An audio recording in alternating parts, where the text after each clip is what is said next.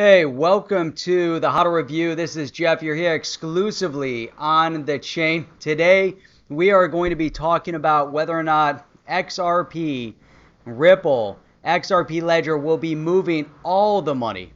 And we talk about all the money, we're talking about every CBDC that is developed in the world as the world trends in the direction of CBDCs. We're going to talk about all that and maybe a little bit more right now. And now, the HODL Review with Jeff on the chain. All right, welcome back. So we want to talk about XRP, the XRP ledger, Ripple, RippleNet being able to be instrumental in the movement of money all over the world. Right now, what we're seeing are countries, central banks, governments that are beginning to adopt and realize the significance of the central bank digital currency. So one country in specific, if we want to go there, let me pull this up here. If we want to go there, is India. Now, India has been a little bit in flux when it comes to digital currency, when it comes to cryptocurrency. They were okay with it, then not so okay with it as they started shutting down exchanges. Then they were okay with it again. And now, as the RBI, India's central bank, the Reserve Bank of India, is beginning, they're getting ready to launch their own central bank digital currency. They're now going to try to crush the digital currency space. Why is this all relevant? Well, India is a massive, massive market, and there's a lot of money that can move within India and that can move outside of India, same as China. So you see two major population centers that are vying for the position of the top dog in the currency world, in the digital currency world. And when we talk about digital currency, we're talking about central bank digital currency, CBDCs. Now, why is all of this relevant to our conversation today? What does all of that have to do with Ripple and RippleNet and XRP? Well, one of the perfect primary points of Ripple and RippleNet as a solution is to move money seamlessly cross-border between countries and allow for that rapid exchange. Now, if India has their central bank digital currency and it's phenomenal, works great, centralized in India. China has the digital yuan, works perfectly, centralized within India. The U.S. has a U.S. digital dollar, will work perfectly, centralized within the U.S.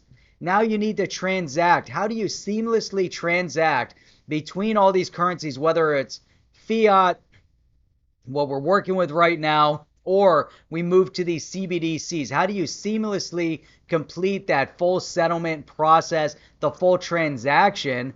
Well, you use a solution like Ripple, RippleNet, the ODL, XRP, allows for all of that to happen in the background while people know no different. Now, the thing is, right now what we're seeing, India has a very important reason for wanting to move into a digital currency. One, they see competition coming from the cryptocurrency space. That's number one. Number two, India sees direct competition coming from China with the digital yuan. So regional influence becomes very, very critical at this juncture. So if India is on the kind of on the back burner somewhere and they're not moving forward with their own technology, that means that China gets an upper hand in that entire Asia region and slightly beyond. So we know one of the initiatives of China through the Belt and Road Initiative is regional influence, regional control through having the primary trade currency. Now they can obviously make that happen if they have the digital yuan and they get Singapore, Malaysia, and all these countries around them to adopt the usage of this for trade. It changes the fundamentals, changes the dynamics. Now with India ramping up their presence, not just with their own population, because the last thing India wants is to have China over influencing the region and then over burdening the Indian economy, because direct competition. So now you take take yourself a step back. We see also in Europe, they're talking about a euro centralized digital currency over in Canada, and this is a good example of what could be happening outside of just the central bank digital currencies. But you have a Canadian bank that is launching a fiat-backed digital currency, which is the first for a bank to get into a stable coin. And it's amazing because they're backing it by deposits. So it's basically a one-for-one stable coin, and it's going to offer rapid settlement, rapid movement, and it's going to be able to join this digital age, the digital movement. So this is also a significant, important trend. However, just because you have this VCAD stablecoin, how are you now going to move it seamlessly in between countries? How are you now going to seamlessly convert the VCAD to so what would be VUS or virtual USD, virtual euro, or whatever it might be? How do you get to, whether it's a stable coin or a CBDC, how do you get to that point where you're transacting? You have to then use a solution like a RippleNet or an R3 or a Stellar, or there's other mechanisms that are being put in place. Even JP Morgan is directly competing right now in the same exact space to get countries or banks on board with the idea of their payment solution. So if you're within the JPM market, so to speak, then you are also going to be able to seamlessly move money through their payment rails. Now, is their payment blockchain rail going to be on par with what RippleNet is doing? We'd have to do a separate video and do a very direct analysis of these two to really make that identification. However, the point is that we're seeing competition spring up, and the competition, it will get fiercer and fiercer, and it's a good thing. It's definitely positive, because with more competition, that puts the company kind of on notice and makes them release and launch the best product they can possibly release. So with RippleNet, when they were the only actors for the past 7-8 years, now it's time for them to see competition as, as something that will allow them to grow at an even faster clip. The only thing that's holding it back right now is this SEC case against Ripple, and really trying to achieve regulatory clarity as it comes to the XRP digital asset. And as I'm kind of going through this process, I was going through multiple tweets, and I stumbled on this one tweet. It was kind of buried down in Alderati, is the attorney counsel for Ripple. But there was a tweet here from the XRP bully, and he said the Fed is already ready to send out the digital dollar. This has been in the works since last year. XRP will bridge all CBDCs. So I read this tweet and I started thinking about, yes, that is exactly what is happening. That's exactly the trend, and we're starting to see that uncover. The question is XRP going to be there to facilitate? So if we scroll all the way back to the top of these, it's interesting, because then you start looking at valuation, the value of XRP, what is needed in order to allow for all of these currencies to seamlessly trade and move all over the world. So an older post from 2017 by David Schwartz, he said it can't be dirt cheap. That doesn't make any sense. If XRP costs $1, they need 1 million XRP, which would cost $1 million. If XRP cost $1 million, they would need 1 XRP, which would again cost $1 million.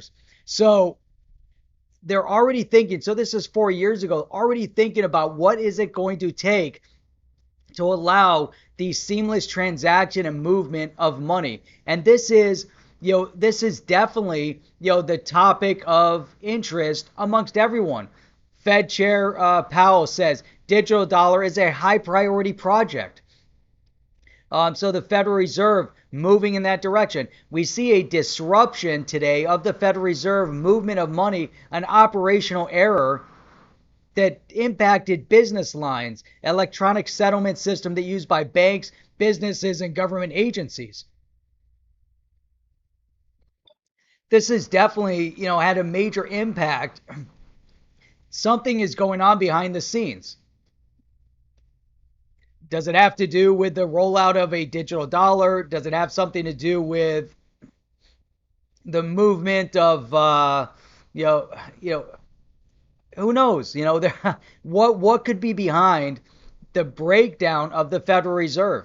It's amazing. Brian Brooks says further evidence that the U.S. needs to think more seriously about a decentralized payment system versus stablecoin. So Brian Brooks is talking about decentralized payments. Think about RippleNet. That's cross-border. Think about Stellar. Think about all these other fundamental projects that are out there that could help facilitate domestic movement of money, international, global movement of money. And as you go through this, there's so many great things that were pointed out here. And just as a final conclusion, because this is, can it happen with XRP? Can it happen with RippleNet? What is this, SEC case that's standing in the way? We've spent many a live stream dissecting and workshopping and analyzing it. But Stuart Alderati, the general counsel of Ripple, says the law requires that persons of ordinary intelligence be given fair notice of what's prohibited. This is talking about XRP and stating that it was an unregistered security. That's why it's important we learn that sophisticated parties, after engaging with SECs, talking about exchanges, concluded that transacting in XRP wasn't prohibited, but in fact permitted. So Coinbase and other exchanges may very well have gone to the SEC and said, are we able to start listing XRP or aren't we? And if we have these sophisticated parties that approach the SEC about this, and they came out of the conversation with the SEC understanding that yes, you can, or that there's no prohibition, then they interpret that as that they're permitted, and in fact, XRP would not be a security. So where was the SEC over the past 7-8 years? Where are they now? Why are they causing this little bit of turmoil that is setting things back a little bit? They're creating a little bit of a barrier to this expansion of RippleNet and even XRP. So these are things that we're going to keep covering on our live streams. I think there's a ton to dissect still, and the evidence of all of this, of the every bit of it just keeps coming out every single day. There's new fodder to keep adding to this fire. So I hope you enjoyed today's video. Sorry, got a little bit dry in here. Started choking up a little bit. It's the subject. It's the topic. It's the passion. So hopefully you enjoyed today's video. If you did, thumbs up. Leave some comments below. Would love to hear your feedback on all of this. Also, make sure you bounce over to our other channel. Join our live streams. We live stream Sunday, Monday, Tuesday, Wednesday, Thursday, 8 p.m. Eastern Standard Time, and every Saturday morning at 8 a.m. Eastern Standard Time. You can join me here on the HODL Review, and then you can also go check out our podcast. So until the next video, look forward to seeing you on the live stream. I am out. Are you down with OTC? Please like, subscribe, and click the bell to be notified when the next video drops.